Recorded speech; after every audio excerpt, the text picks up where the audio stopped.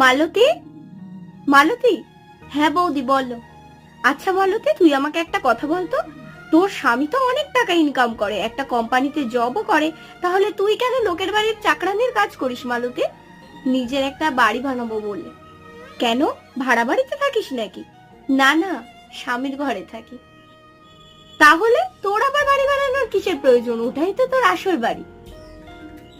আমি যখন আমার স্বামীকে অন্যায়ের বিরুদ্ধে কিছু বলতে চাই, তখন আমার স্বামী আমাকে বলে, তুই এই বাড়ি থেকে বেরিয়ে যা, এই বাড়ি ছেড়ে চলে যা, একদম আসবি না এই বাড়িতে।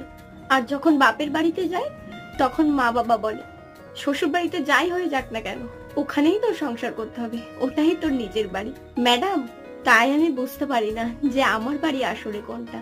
তাই আমি মনে মনে ঠিক করেছি যে চাকরানির কাজ করে সর্বপ্রথম আমি আমার নিজের বাড়ি তৈরি করব।